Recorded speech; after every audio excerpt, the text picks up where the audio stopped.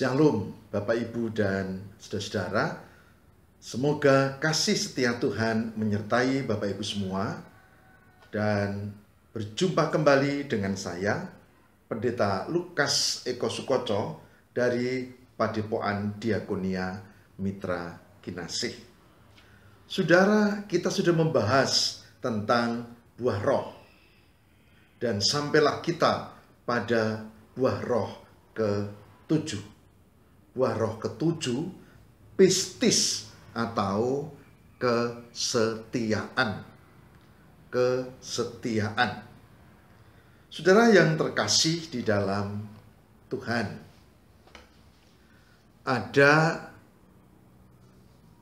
pernikahan yang menggegerkan dunia karena dibuat dengan sangat meriah,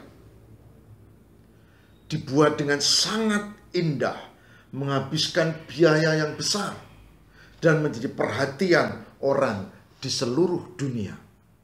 Pakai kereta kencana, kemudian pergi ke tempat mereka menikah, kemudian pestanya terbatas, dihadiri khusus oleh pemimpin dunia. Ya, pernikahan di sebuah kerajaan. Saya tidak menyebut, tapi saudara pasti tahu. Pangeran dan permaisurinya. Saudaraku yang terkasih, tapi apa akhir dari pernikahan yang luar biasa itu? Kita sudah tahu, akhirnya adalah pecah, berantakan, putus, cerai. Pernikahan yang paling mewah abad ini ternyata gagal. Tahu kenapa? Uang, bukan. Ini keluarga kerajaan, bukan soal materi. Nama besar? Oh tidak.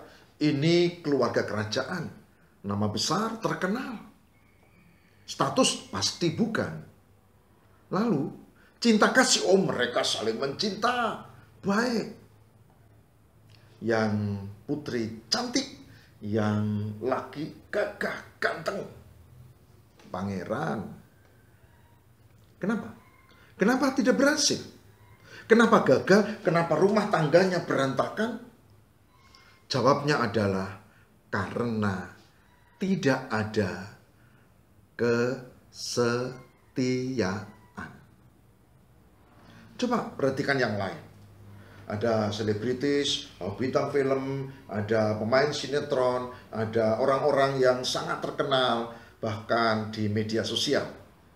Oh, pernikahannya juga luar biasa, mesranya nggak ketulungan.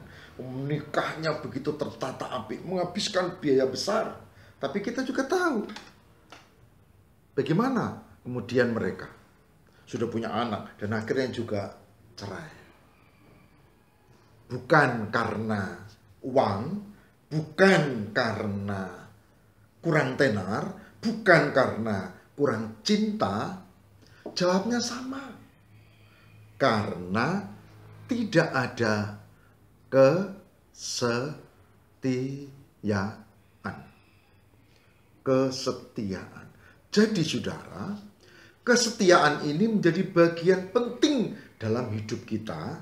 Begitulah yang terjadi sehingga di dalam Alkitab kesetiaan ini menjadi buah roh yang ke-7. Pistis, kesetiaan.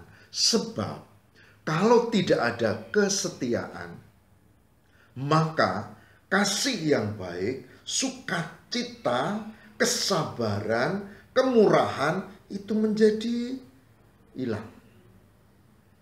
Begitu pentingnya sebuah kesetiaan. Kesetiaan tidak hanya soal cinta, tapi juga kesetiaan pada tugas. Kesetiaan pada tanggung jawab yang dibebankan kepada kita.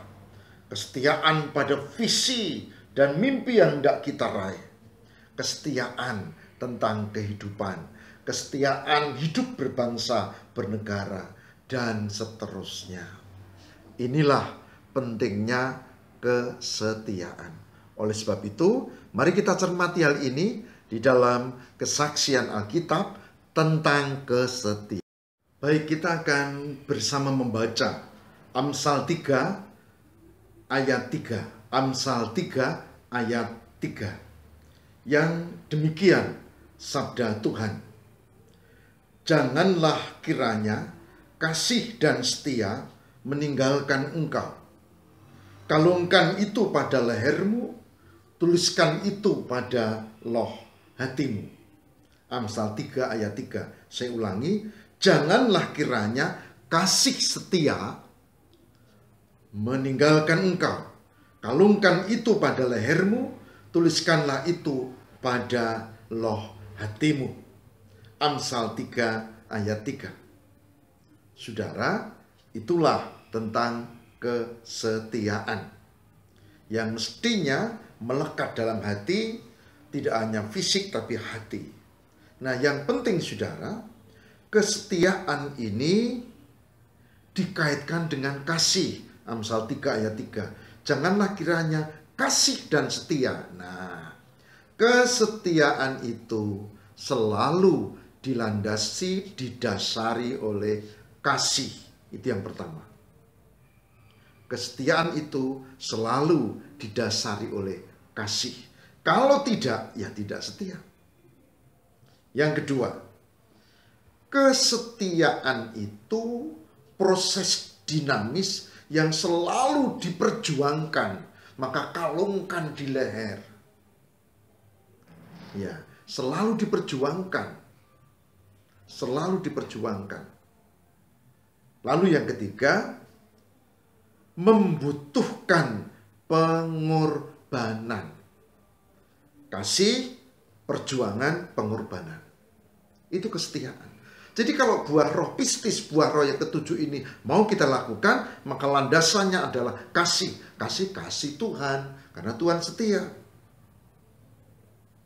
Perjuangan, karena iman itu dinamis. Pengorbanan, karena kita harus mengutamakan Tuhan ketimbang diri kita sendiri. Nah, bukankah teladan itu yang kita dapat dalam Yohanes 15 ayat 13? Yohanes 15 ayat 13. Yohanes 15 ayat 13 mengatakan begini. Tidak ada kasih yang lebih besar daripada kasih seorang yang memberikan nyawanya untuk sahabat-sahabatnya, yaitu Yesus dan kita semua sahabatnya. Yohanes 15 ayat 13. Jadi butuh pengorbanan. Butuh pengorbanan. Tidak bisa dan tidak mungkin tanpa kasih, tanpa perjuangan, tanpa pengorbanan. Saudaraku, jika buah roh ini kita terapkan, maka kita akan dimampukan untuk sungguh-sungguh menjadi orang yang mampu setia. Karena kita mempunyai kasih. Kita dinamis, berjuang, dan ada pengorbanan. Satu ayat lagi menarik untuk kita cermati, yaitu di Mazmur 100 ayat 5. Mazmur 100 ayat 5. Mazmur 100 ayat 5 yang demikian. Sebab Tuhan itu baik. Kasih setianya untuk selama-lamanya. Dan kesetiaannya turun-temurun.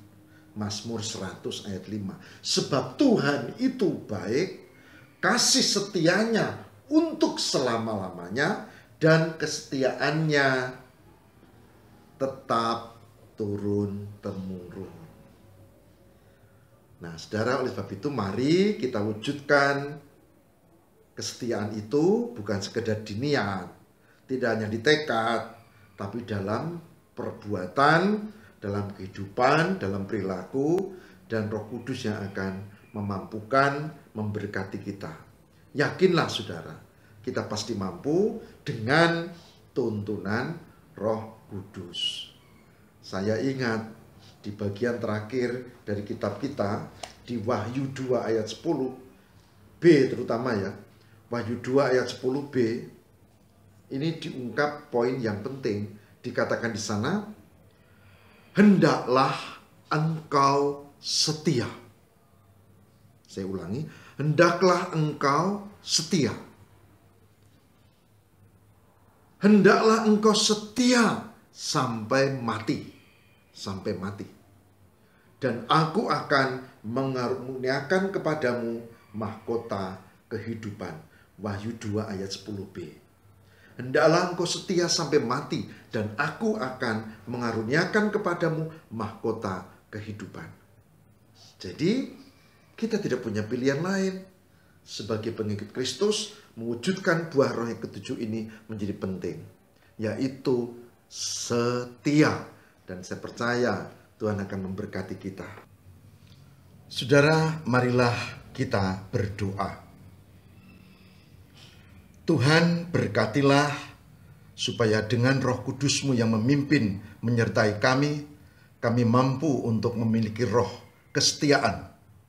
Kami tidak hanya mendengar, mengerti, dan menghayati, tapi terlebih kami melakukan dalam kehidupan sehari-hari. Tuhan tolong dan berkati, semoga kami juga memiliki kesetiaan.